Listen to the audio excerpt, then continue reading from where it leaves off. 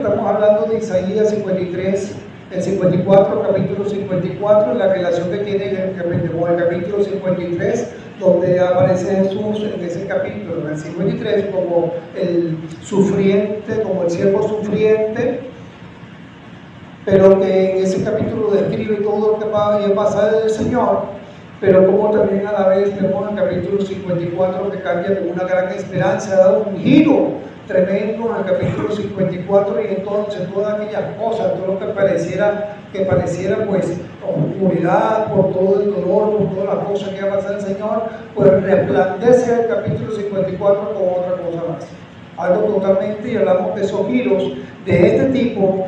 Humanamente son imposibles, sino solamente Dios es el que lo puede hacer posible, y aún en nuestras vidas siempre lo está haciendo, siempre lo hace.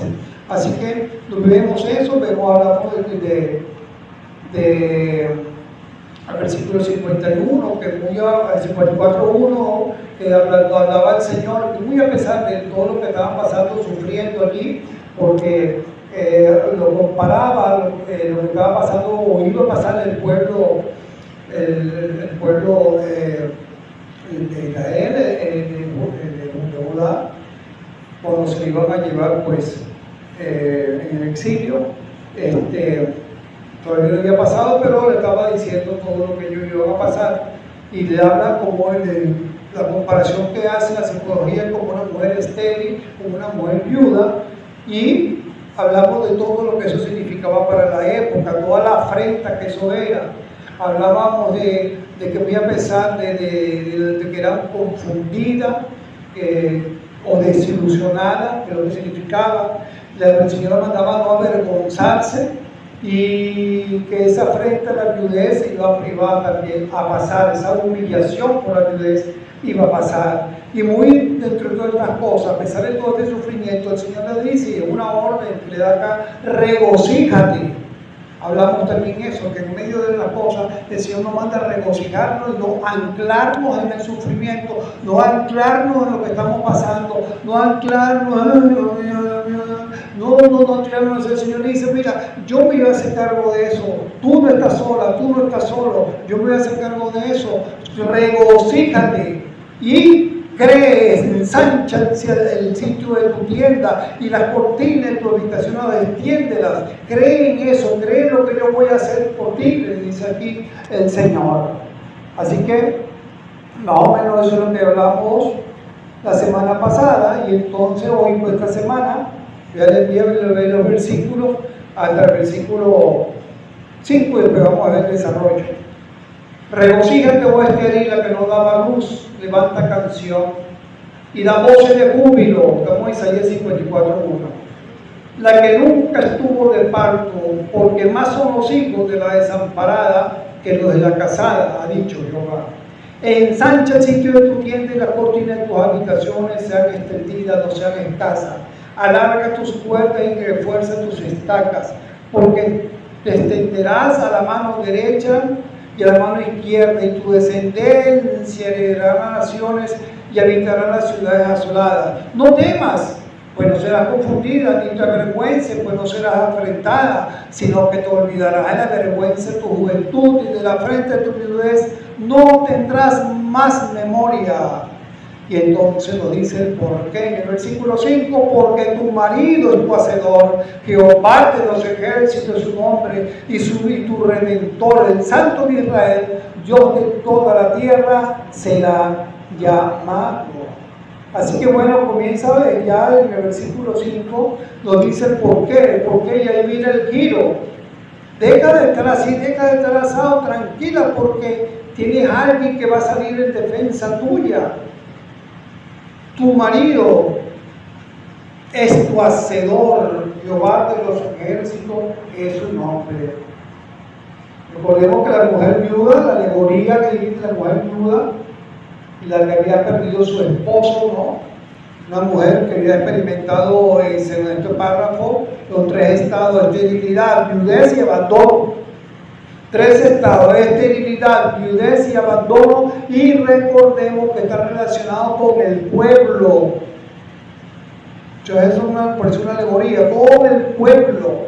que no se queda la enseñanza en ese tiempo, sino que también nos habla en la actualidad también a nosotros como pueblo, porque somos el pueblo de Dios. Yo seré tu marido, yo te cubro, yo pago tus deudas, yo te restauro tu dignidad, yo me haré cargo de ti, lo que es mejor que un marido, porque dice acá tu marido, y le suma tu marido, para que entienda pueblo, tu marido es tu hacedor. La palabra hebrea de marido ya significa señor, dueño, esposo. Pero la palabra hacedor es creador, por supuesto, y cuando une las dos, lo que quiere decir, el que te hizo es el que te posee como esposo. El que te hizo es el que te posee como esposo, nada más y nada menos que giro de esperanza. ¿Qué giro de esperanza? Porque no se lo está diciendo cualquiera. Donde ese temor y la angustia y sentimientos internos ya no deberían darle más lugar a eso en vista de saber de dónde va a venir mi ayuda, de dónde vendrá nuestra ayuda, de Jehová de los ejércitos del Señor, quien hizo los cielos y la tierra, nada más y nada menos. De Él vendrá nuestra ayuda.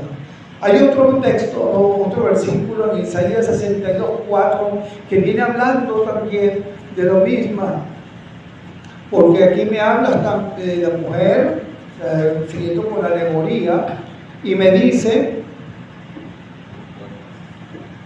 Isaías 62:4, nunca, escúcheme, nunca más te llamarán desamparada, ni tu tierra será más desolada, eso se acabó, sino que será llamada Hephzibah, y tu tierra Beula, porque el amor de Jehová estará en ti, tu tierra será desposada. ¿Y qué significa eso? ¿Por qué se come eso? ¿Qué me habla eso a mí? Me está diciendo, ni tu tierra será más desolada, si no hay un cambio, sino que será llamada Hephzibah. ¿Sabe qué significa ese Hephzibah? En el hebreo significa mi deleite está en ella. Mi deleite, dice el Señor, está en mi pueblo. Me deleito en mi pueblo. Y Beula significa desposada o esposa. La esposa es su pueblo. Dice en Isaías 62:5, el versículo que sigue, pues como el joven se desposa con la virgen, se desposarán contigo tus hijos, y como el gozo del esposo con la esposa, así se gozará contigo. ¿Quién? El Dios tuyo. Hoy repito, porque esto es muy importante y esto nos tiene que hablar a nosotros, que el Señor nos ama, que el Señor se goza de su pueblo.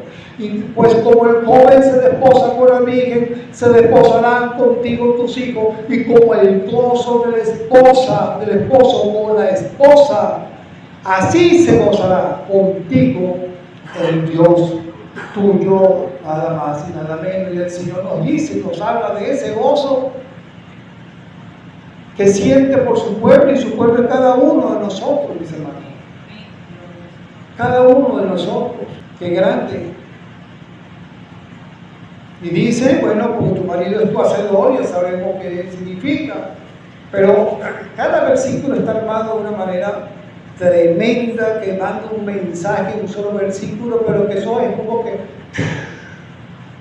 ese versículo no es una sola cosa, sino que se expande en conocimiento y en todo lo que lo quiere decir. Jehová de los ejércitos es tu nombre y tu redentor. Jehová de los ejércitos enfatiza el poder soberano de Dios sobre todas las cosas, sobre todas las huestes celestiales y terrenales.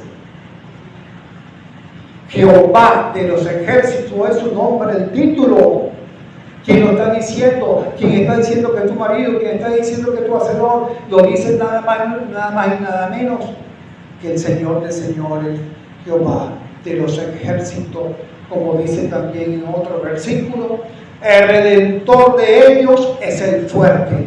Jehová de los ejércitos es su nombre. Jeremías 50:34. Así que Él se presenta de esta manera como comandante supremo. Ese sí es el comandante supremo y eterno. ¿Quién se le puede resistir? No hay poder ni en la tierra, ni bajo la tierra, ni sobre la tierra que pueda ir en contra de eso. Así lo que el Señor nos ofrece, lo que el Señor nos dice y lo que somos para Él, eso no lo puede cambiar nadie. Absolutamente nadie. Este esposo no es un esposo limitado, es el Rey de Reyes, el Señor de Señores. Pero dice, Jehová de los ejércitos su nombre, pero dice, y tú, Redentor, le suma. Era sumatorio, va sumando y va sumando, tu Redentor. Y Dios le da a su pueblo en este momento, Él habla de redención, porque recordemos que el pueblo iba a la esclavitud por 70 años. Y Él iba a subyugar a Babilonia por amor a su pueblo. Así que Él iba a redimir, eso se le llama en el Antiguo Testamento, se le llama Goel, la palabra en el hebreo, que es cuando hay un pariente que redime. Goel. Y el Señor era el pariente porque habla de marido. Y Él es el que tenía que redimir, porque tenía que ser un familiar. ¿Qué era eso, mi hermano? Si a alguien se lo llevaban como esclavo, que tenemos por allí algunos versículos del Antiguo Testamento, si a alguien se lo llevaban como esclavo, si era comprado y no tenía cómo, igual se lo llevaba porque estaba endeudado, o por aquí, porque se lo llevaba y era esclavo, alguien, algún familiar de esa persona podía venir y pagar la deuda. Y entonces quedaba libre. Eso es lo que significa eso. Redimir. Y lo pueden ver en el Levítico 25, 47, 49. Les dejo el versículo, pero sigo adelante. Que tenían que redimir vamos a leerlo, hermano, mejor para que entiendan. Para que entiendan mejor, algunos que no han llegado todavía ahí. Si el forastero o el extranjero que está contigo se enriqueciere y tu hermano que está junto a él empobeciere y se vendiera el forastero o el extranjero que está contigo o alguno de la familia del extranjero, estoy en Levítico 25, 47 al 49. Después que se hubiere vendido, podrá ser rescatado uno de sus hermanos, lo rescatará, o su tío, o el hijo de su tío lo rescatará, o un pariente cercano de familia lo rescatará, o si sus medios alcanzaren él mismo se rescatará. Esa era la ley. Por eso es que dice el Señor allí en el Antiguo Testamento, yo te redimo. Como esposo sube esa responsabilidad de restaurar la dignidad legal y emocional de su pueblo. Dice un versículo por allí, aún antes que hubiera día yo era y no hay quien de mi mano libre. Lo que hago yo, ¿quién lo estorbará? Dice el Señor. Así dice Jehová, Redentor vuestro, el Santo de Israel. Por vosotros envié a Babilonia, e hice descender como fugitivo a todos ellos y a los caldeos de las naves de que se gloriaban, pero yo los voy a rescatar. Los voy a rescatar. El Señor Jesucristo en el Nuevo Testamento se presenta como nuestro Redentor. Inclusive cantamos tanto en Navidad, nació Redentor, nació, y no sabe la gente qué significa. No tiene ni la más mínima idea de qué significa. Y lo cantan, y no saben qué es eso. Que Dios se hizo hombre para poder redimir al mundo de sus pecados, a todo aquel que le reciba, a todo aquel que entienda que es pecador. El Señor lo hace, el Señor Jesucristo, porque dice, y por eso es que se humanó, para poder rescatarnos. En lo espiritual, como ser celestial espiritual, no podía redimir directamente porque tenía que hablar, porque tenía que ser un pariente, tenía que ser, y el Señor se humanó, vino por el linaje de David, toda aquella descendencia. Y dice entonces la palabra, pero cuando vino el cumplimiento del tiempo, Dios envió a su Hijo, nacido de mujer, y por eso dice, nacido de mujer, y nacido bajo la ley, para que redimiese a lo que estaba bajo la ley. Gálatas 4 al 5. Y lo repito nuevamente, pero cuando vino el cumplimiento del tiempo, Dios envió a su Hijo, nacido de mujer y nacido bajo la ley, para que redimiese, en otras palabras, para que rescatase a lo que estaba bajo la ley, a lo que estaba bajo la esclavitud del pecado, a fin de que recibiésemos la adopción de hijos.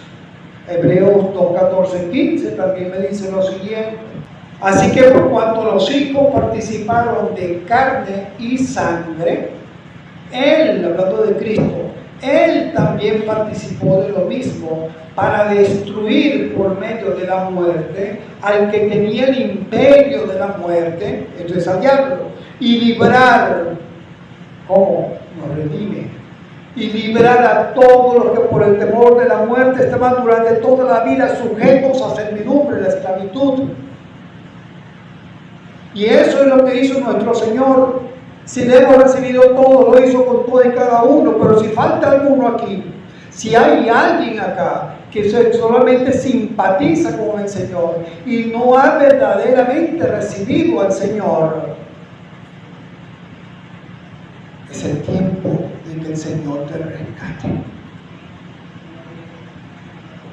Es el tiempo en que el Señor te rescate. Otra de las características que tenía que tener la persona que redimiera era que tenía que tener una persona con recursos para poder pagar el rescate, porque había que pagar por el rescate. Eso no era de palabras.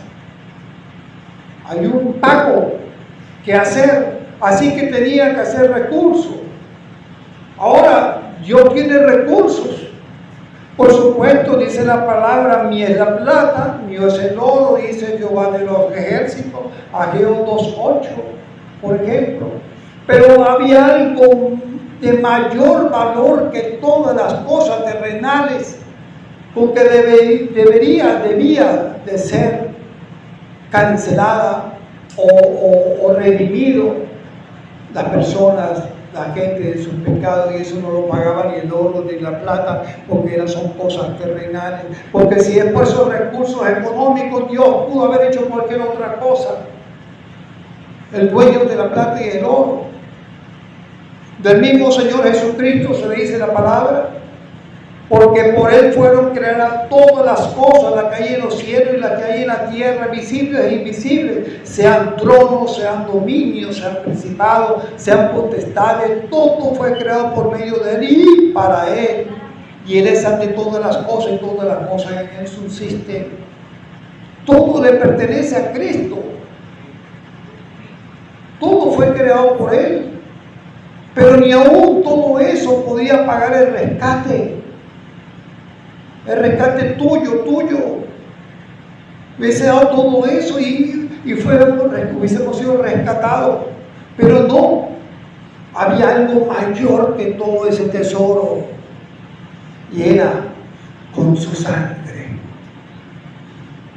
que íbamos a ser rescatados. Únicamente no se podía pagar ese rescate si no era por el precio de sangre, y la sangre de Él, no de cualquiera, porque tenía que ser santo, sin pecados. Por eso dice la palabra, 1 Pedro 1, 18 y 19, dice la palabra, sabiendo que fuisteis rescatados de vuestra vana manera de vivir, la cual recibiste de vuestros padres, no con cosas corruptibles, hablando de la tierra, como oro y plata, sino con la sangre preciosa de Cristo, como un cordero sin mancha y sin contaminación. O sea, santo. No había otra manera. Ese era el costo de nuestra redención, el costo de nuestro rescate, era solamente por su sangre. Y lo otro es que tenía que estar dispuesto a redimir, y Cristo se dio por amor. Dispuesto estuvo hasta la cruz, hasta la muerte. Y cuando le vino su parte de la humanidad allí en Getsemaní, se fortaleció, Dios le mandó la fortaleza, se fortaleció allí y siguió adelante con los planes. Por amor, tu Redentor, dice el versículo, el Santo de Israel, Dios de toda la tierra, será llamado, porque lo que Dios iba a hacer, eso que Dios iba a hacer con su pueblo, iba a ser conocido por toda la tierra también. Se iba a expandir. No harán mal ni dañarán en todo mi santo monte, dice la palabra, porque la tierra será llena del conocimiento de Jehová, como las aguas cubren el mar. Isaías 11:9. Bueno, así que estamos claros con eso. Dios se presenta como Redentor en el Antiguo Testamento. En el Nuevo Testamento, ¿quién es? Cristo. Cristo, a pesar de que tenía cómo pagar, si era con lo material, dueño de todo, absolutamente de todo, porque todo le pertenece, pagó con su sangre para que hoy viéramos nosotros que somos libres. No solamente decir, es sentir, es creerlo. Pero Dios no esconde la realidad de la disciplina en su palabra, porque este pueblo ciertamente estaba siendo o iba a ser disciplinado. Por eso todo lo que le pasa aquí, por eso todo lo que vemos en el versículo 1 al 3, que cómo se sentía, lo de la viuda, lo de todas estas cosas, porque era un pueblo que ellos mismos habían decidido pasar por todas aquellas cosas. Ellos mismos lo decidieron. Así que vemos entonces en los versículos siguientes, del 7 al 10, ese pacto inquebrantable de misericordia del Señor. Ya se presenta como el marido del versículo en el 5, en el 6, vemos del 6 en adelante, mejor dicho. Vemos, porque como a mujer abandonada y triste de espíritu, te llamó Jehová. Y como a la esposa de la juventud que es repudiada, dijo el Dios tuyo, por un breve momento te dejé, pero te recogeré con grande misericordia. Con un poco de ira escondí mi rostro de ti por un momento, pero con misericordia eterna tendré compasión de ti, dice Jehová, que tu Redentor. Por un breve momento, mi hermano, y no significa que el Señor que nos ame tanto, que ya la mayor muestra fue que Jesucristo se diera por cada uno de nosotros. Esa es la mayor muestra del amor. No significa que no va a disciplinar. No significa eso. Y dice, por un breve momento te dejé. Y fíjense la disciplina. Porque cuando el Señor ya no está, cuando el Señor ya no estamos en esa, ¿cómo diríamos? En ese resguardo, bajo su sombra, cuando el Señor ya no está allí, se presenta todo lo demás, todo lo malo que pueda venir del mundo, del sistema, del mismo Satanás, todas aquellas cosas. Mientras estamos en su cobertura, mientras el Señor está allí, estamos protegidos, estamos cuidados, estamos bajo su cobertura. Y dice aquí, por un breve momento te dejé, fueron 70 años. Pero para el Señor 1000 años es como un día, y un día como 1000 años. Por un breve, comparado con la inmensidad de su misericordia, un breve momento. Y en ese breve momento, mis hermanos, pero hay que tener mucho cuidado, porque puede ser breve, Pero cuidar con qué intensidad también es esa brevedad de la disciplina. Puede ser breve y a lo mejor un día, pero con qué intensidad fue ese día la disciplina. ¿Con qué intensidad fue? Porque dice en el 8, con un poco de ira escondí mi rostro de ti por un momento, con un poco de ira. Ya es suficiente. Ese poco de ira se llevó a un pueblo, los agarraron que vivían en la soberbia, los esclavizaron por 70 años, los humillaron por 70 años, los sometieron. Bastó ese poco de ira. Y repito esto porque está por allí, hay gente que quiere pensar que Dios es amor y que Dios nos corrige. Quiere pensar que porque Dios me ama no me disciplina. Quiere pensar eso, pero precisamente porque Dios te ama, te disciplina. Porque nos ama es que nos disciplina. Dice la palabra 2 Corintios 4, 16 al 17. 2 Corintios 4, 16 al 17. Dice así: por tanto no desmayamos. Antes, aunque nuestro hombre exterior se va desgastando, el interior, no obstante, se renueva de día en día. El interior, ¿quién es? El espiritual. Pero se va renovando ¿en quién? En Cristo. En Cristo. Se va renovando. Porque dice el siguiente versículo, el 17, porque esta leve tribulación momentánea, yo no sé cuánto vas a vivir tú, 50, 100, 200 años, 300 años, Matusalén por allí, que no es Matusalén de años, ¿verdad? Vamos a vivir más de 100 años, creo yo. Eso va a ser breve.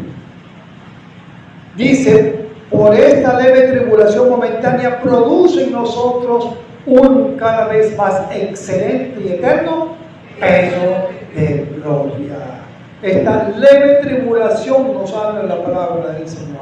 Así que el Señor nos dice, sí, mira, ustedes van a pasar por esa tribulación, ustedes van a tener que pasar por cosas, ustedes van a tener que pasar por situaciones difíciles, están en la tierra, no están en el cielo. Pero recuerden algo, es poco tiempo. Es poco tiempo. Seguimos viendo en el 11 y el 12 una reconstrucción gloriosa del afligido, del pueblo. Qué hermoso es el Señor, ¿verdad?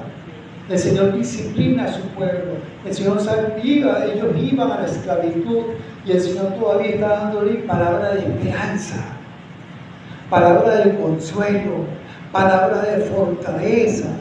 Le dice, hijito mío, mire, ustedes reciban la disciplina que yo les voy a dar, recibanla. Es un poco tiempo y después mira todo lo que les espera. Miren todo lo que les espera, mayor es lo que les espera que lo que van a pasar. Siempre el Señor allí. Y entonces dice, el 11 y el 12, pobrecita, fatigada con tempestad, sin consuelo, he aquí que yo asentaré tus piedras sobre el carbúnero y sobre el zafiro te fundaré, tu ventana haré de piedras preciosas, tu puerta de carbuñeros y todo tu término de piedras de estima.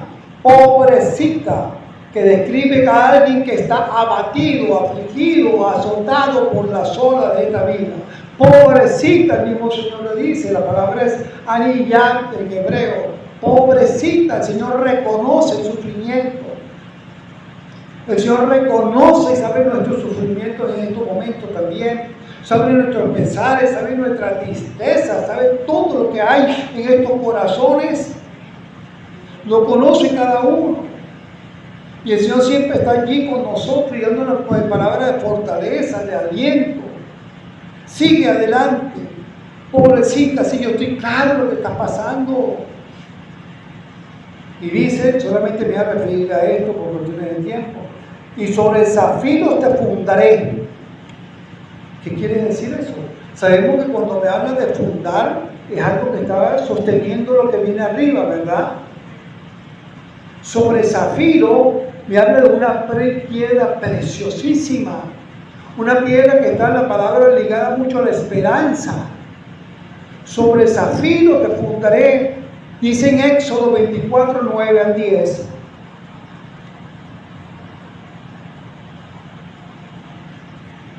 Éxodo 24, 9 al 10, para que tengamos una idea, más o menos de lo precioso que el Señor nos dice de nosotros. Mira, vas a reconstruir, pero vas a reconstruir sobre algo precioso que tú no te puedes imaginar.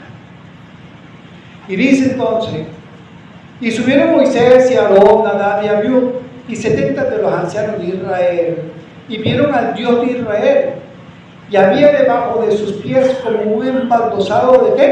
De zafiro. De zafiro. Sabemos que el Señor no tiene, Dios no tiene ni pie ni mano, pero esa es la forma como Él se presentaba, ¿verdad? Para que lo vieran en ese momento, algunas veces, embaldosado de zafiro debajo de sus pies, quiere decir pues eso que lo sostiene. Y Apocalipsis 21, 19 nos habla también de la ciudad. Y dice, hablando de esa ciudad, de Nueva Jerusalén, y los cimientos, 21, 19, Apocalipsis, y los cimientos del muro y de la ciudad estaban adornados con toda piedra preciosa. El primer cimiento era el jaspe, el segundo, ¿qué? Zafiro, el tercero ágata y el cuarto esmeralda. El cimiento, otra vez, abajo, está abajo, de piedra preciosa. Así permite, así el Señor reconstruye la vida aún de aquellas personas que no le han conocido y vienen a Él. El Señor se encarga, amigo y amiga, que vas a escuchar por YouTube de esta palabra. Tú no has tenido un encuentro con el Señor. El Señor puede reconstruir tu vida de una manera tremenda. El Señor puede dejar atrás todas aquellas cosas pasadas y reconstruir en cosas preciosas que solamente Él te puede ofrecer, te puede dar, principalmente su presencia en tu vida. Su presencia en tu vida y el regalo de la vida eterna una vez que tú reconoces que eres pecador o pecadora, te arrepientes de tu pecado, lo confiesas, le pides perdón y entonces te limpia con la sangre de Jesucristo, que es lo que te puede redimir, rescatar del pecado. Así que bueno, vemos en Isaías 43, 18 y 19 dice: no os acordéis de las cosas pasadas. No os acordéis de las cosas pasadas, dice el Señor, ni traigáis a memoria las cosas antiguas. En el Señor lo que pasó ya pasó. Y dice, aquí yo hago cosa nueva, pronto saldrá a luz, no la conoceréis. Otra vez abriré camino en el desierto y ríos en la soledad, donde nadie puede construir caminos en el desierto y ríos en la soledad, donde no hay cómo salir un río. Yo lo hago, porque yo soy el Dios de lo imposible, el Dios que todo lo puede. El Señor, el Cristo, rediseña nuestro futuro, nuestra vida. Y sigue diciéndome el versículo 3 y 14, porque fíjense que una cosa lleva a la otra y hasta dónde nos lleva todo esto. Y dice, y todos tus hijos serán enseñados por Jehová. Fíjense la parte importante, y es que quiero que le presten mucha atención, porque si aquí en este capítulo que me está hablando de lo que viene, de lo que el Señor está ofreciendo, y una de las cosas, lo que el Señor ofrece aquí, es la enseñanza de Él. la enseñanza de Él, escuche muy bien, para poder que se haga esa reestructuración de la cual estamos hablando, porque eso no viene solo. Si yo voy en el Señor, a reconstruir mi vida, en el Señor, yo tengo que reconstruirla con conocimiento de Él, de conocimiento de la palabra. Eso tiene que entenderlo. Eso tiene que entenderse. Y todos tus hijos serán enseñados por Jehová, y como consecuencia ese conocimiento, y dice, y se multiplicará la paz de tus hijos. No van a tener guerra con nadie, no van a tener conflicto con nadie, porque el Señor lo va a resguardar, el Señor le va a dar ese conocimiento para que se mantenga con justicia, serás adornada, estarás lejos de opresión, porque no temerás, y de temor, porque no se acercará a ti quien te pueda dañar. Ya esa Babilonia ya se quedó atrás. Ya el enemigo de las almas que te tenía sometido quedó atrás. Todos tus hijos serán enseñados por Jehová. Qué importante es que lo entendamos también nosotros sobre la importancia de ese conocimiento para nuestra vida. Y les repito, porque a veces hay personas que de repente, ay, el Señor me dejó, ay, el Señor tal cosa, ay, me siento desilusionado, ay, no leo la Biblia porque estoy desilusionado, ay, no sé, estoy triste y veo que el Señor me está ayudando, ay, pero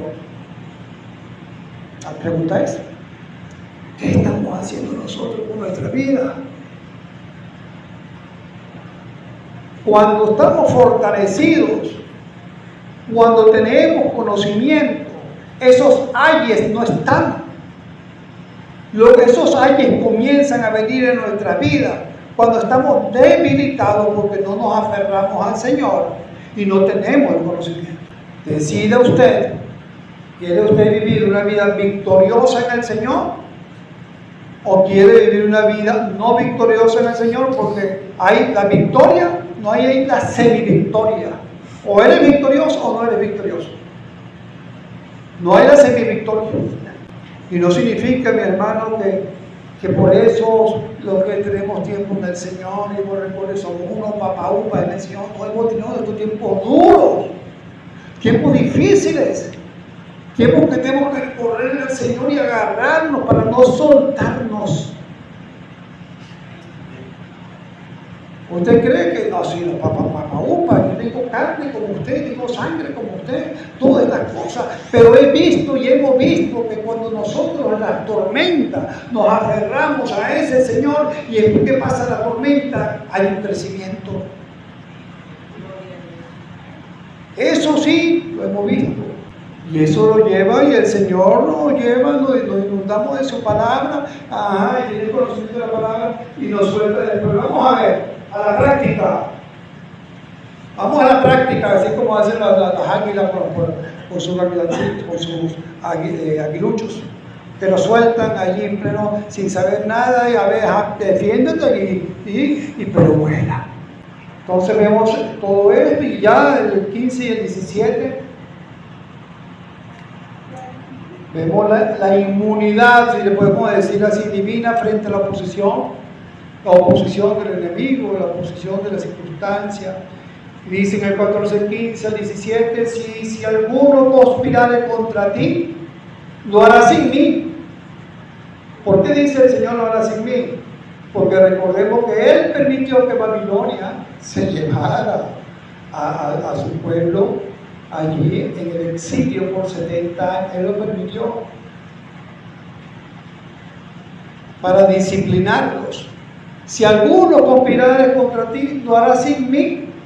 El que contra ti conspirare delante de ti, caerá. Ahora es lo contrario. He aquí que yo hice al herrero que sopla las ascuas en el fuego y que saca las herramientas para su obra. Y yo he creado al destruidor para destruir. Ninguna arma forjada contra ti prosperará y condenarás toda lengua que se levante contra ti en juicio. Esta es la herencia, escuche la palabra, esta es la herencia de los siervos de Jehová y su salvación de mí vendrá, dijo Jehová. Dijo Jehová. Y dice el Señor, se cumple. Entonces vemos que me habla, que no van a ataques sin autorización divina, lo harán, no va a estar él allí, no. La soberanía sobre el herrero, sobre aquel que hace pues las herramientas, lo que hace las armas y ese tipo de cosas por encima de ello. Esto yo dice el Señor y nos dice y nos garantiza que ninguna arma forjada va a prosperar contra nosotros. Y ¿sabes cuáles son las armas peores? Las espirituales, las que vienen del enemigo espiritual. Esa es la peor y eso no va a prosperar. Este es un versículo que lo he escuchado mucho, que lo sacan de contexto. Y dice, porque la palabra me dice que ninguna arma forjada. Ajá. Pero tiene que irte a los versículos anteriores para que se cumpla en ti. Porque es un capítulo, ahí vemos todo, vemos la relación como la hemos visto estas 3 semanas.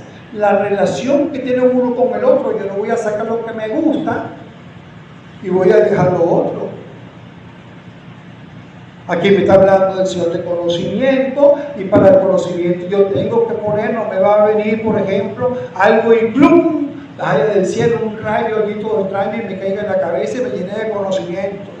Así como cuando uno le echa gasolina al tanque del carro lleno, ahí está full, ya, no, eso no va a venir así. Es yo que tengo que poner de mi parte para que todas estas cosas se cumplan. Así que bueno, ya para terminar, recordemos que dice, esta es la herencia de los siervos de Jehová. Esa es nuestra herencia. Esa es la que nosotros nos llevamos a nuestra relación con el Señor, nuestra relación con Cristo. Eso es lo que verdadero, auténtico que le podemos dejar al Señor a nuestros hijos, es que conozcan del Señor una herencia también a ellos. Es la herencia espiritual lo más grande. A la familia, la herencia espiritual. Porque eso va a bendecirlos aquí y le va a asegurar allá. Amén, mis hermanos. Así que bueno, recordemos todo lo que hemos visto, recordemos pues todo lo del Señor, las promesas del Señor. El Señor pues se presenta en el Antiguo como nuestro Redentor y en el Nuevo sabemos que es nuestro Señor Jesucristo y cuánto costó eso. Nos debemos a Él, no estamos solos en medio de cualquier situación aún. Debemos estar también revisándonos constantemente en nuestra vida porque siempre pueden haber esos vallados, ¿no? Y tener cuidado con esos vallados porque el Señor disciplina. Y mantengámonos pues, tratar de mantenernos en ese conocimiento y en esa relación con el Señor, que nada ni nadie las estorbe. Aunque los primeritos que las estorbamos somos nosotros mismos. Ay, no leo la Biblia porque esto, por lo otro, las excusas. No voy para el culto porque esto, por lo otro. Y somos nosotros mismos que estorbamos. Nosotros mismos. Hermanos, que pongamos cada uno de nosotros, veamos en las promesas del Señor, le creamos en las promesas, sus promesas y nos aferremos en todo tiempo de Él. Amén.